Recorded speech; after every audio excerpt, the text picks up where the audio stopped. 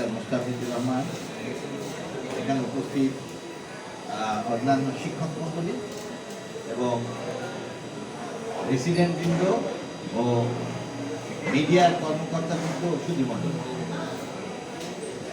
অন্য একটা মন্ত্রণালয়ের কাজ ছেড়ে ডিপার্টমেন্টের কাজে আসার উদ্দেশ্য হলো I won the university, won the department. হাঁটি হাঁটি পাপা করে এই ভাস্কুলার সার্জারি বিভাগে একজন টিচার, দুইজন টিচার, এমনকি কোনো কোর্স নাই, বেড নাই।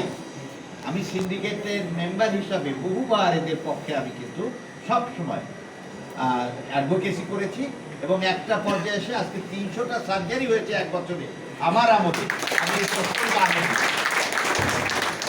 জাতির জনকের নামে এই বিশ্ববিদ্যালয় হাজার বছরের শ্রেষ্ঠ বাঙালি জাতির পিতার প্রতি সম্মান জানিয়ে, শ্রদ্ধা জানিয়ে আমি শুধু বলতে চাই, আমাদের দায়িত্ব অন্যদের চেয়ে অনেক বেশি।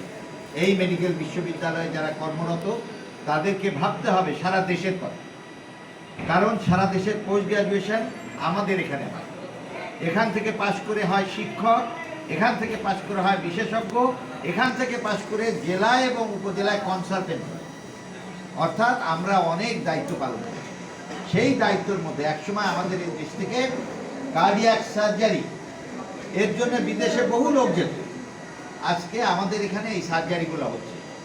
একটু আগে শুনছিলেন ভেরিকোজ ভেন কাদের হয়? সারা দিন রাত যারা দাঁড়িয়ে থাকতে চাকরি করে, দাঁড়িয়ে থেকে কাজ করে, তাদের কিন্তু ভেরিকোজ ভেন বেশি হয়। এই লোকগুলো অনেকেরই কিন্তু অনেক টাকা নেয় যে বিদেশ গিয়ে 2-3 লাখ টাকা খরচ করে এই চিকিৎসাটি করবে। এই বিশ্ববিদ্যালয়ে আমরা এই আরএফএ মেশিনের মাধ্যমে ক্যাথেটারাইজেশন করে মাত্র 1 থেকে 2 দিনের মধ্যে রোগীকে বাড়িতে, ম্যাক্সিমাম 3 দিন, 1 দিনের মধ্যে রোগী বাড়ি চলে যাবে, অর্থাৎ ওয়ান ডে কেয়ার, নিজের কাজে চলে যাবে। মাত্র 40,000 টাকা খরচ হবে। এর চেয়ে আর বড় কিছু হতে পারে? 2 থেকে 3 লাখ, দেশের মাঠে 3 লাখ, 6 লাখের জায়গায় কি হলো? মাত্র 40,000। এক্ষেত্রে আবার গরিব রোগী যারা, তাদের জন্য একটা কাজ করেছি। প্রায় 20 জনকে, 80 জনকে আমরা বিনামূল্যে, 4-20-80 বিনামূল্যে গরিবদের চিকিৎসা করি। এই ক্ষেত্রে ভাস্কুলার সার্জারি বিভাগের সাইফুল্লাহ, রাকিব, অমরেশ সহ যারা আছে আমি তাদেরকে ধন্যবাদ জানাই। উদ্যোগ গ্রহণ না করলে হবে, আমার কাছে চাইতে হবে। কি জন্য চেয়েছে? ওর নিজেদের জন্য না, ফোকাস করার জন্য না, রোগীদের সাথে। এই রোগীদের কাজ যারা করে আমি তাদের সাথে থাকি এবং আমি গতকালকে তাদের বলেছি কি কি দরকার। আমার এখানে ভাস্কুলার সার্জারি আছে, থোরাসিক সার্জারি, আমার কার্ডিয়াক সার্জারি এবং কার্ডিওলজি, এরা একত্রে কাজ করতে পারে। যখনই প্রয়োজন এদের মধ্যে ইন্টারলিঙ্ক থাকা উচিত। ভবিষ্যতে আমি মনে করি তাদেরকে স্পেস দিতে পারলে তারা আরও কাজ করতে পারবে। যেমন ওদের বেড সংখ্যা কম, তাদের পোস্ট অপারেটিভ নাই, আইসিইউ নাই। আমি ডিপার্টমেন্টের সাথে আলোচনা করে কিভাবে এই স্পেসটা বাড়ানো যায় অবশ্যই আমি এই ব্যাপারে চেষ্টা করব এবং তাদের সহযোগিতা করতে। আজকে শুধু এইটা না, এই বিশ্ববিদ্যালয়ে ইমার্জেন্সিটা ছিল না। আমরা ইমার্জেন্সি তৈরি করার ফলে একটা রোগী, আমি শুধু বলবো উদাহরণ, অনেক রোগীর চিকিৎসা ইতিমধ্যে দিয়েছি। একটা রোগীর চিকিৎসা বলতে বুঝাচ্ছি স্ট্রোক। পদ্মা সেতু হওয়াতে আমি আরও ধন্যবাদ জানাই মাননীয় প্রধানমন্ত্রীকে, যে এখন খুলনা থেকেও কিন্তু 3 ঘন্টার মধ্যে ঢাকা এসে আমার এই স্ট্রোক সেন্টারে যদি আসে, ওই রোগী 7 দিনের মধ্যে বাড়ি চলে যাবে, আর বিছানায় শুয়ে থাকতে হবে না। অর্থনৈতিক উন্নয়নের ক্ষেত্রে এটা আর একটা পয়েন্ট। যেমন কয়েকদিন আগে বললাম যে আমি বায়োকেমিস্ট্রি বিভাগে অনলাইন রিপোর্ট দিচ্ছি, তাতে একটা রিপোর্টের জন্য 250 লোককে 40,000 টাকা খরচ করে এখানে আসতে হবে। হ্যাঁ, পরবর্তীতে এসে রিপোর্ট নেওয়ার জন্য, অর্থাৎ আমার প্রায় 40,000 টাকা আমি সাশ্রয় করলাম। এটা অর্থনৈতিক সাশ্রয়। হেলথের সাথে 12 লক্ষ টাকা হলো 1 বছর, ইয়ারলি 12 লক্ষ টাকা আমি সেভ করি।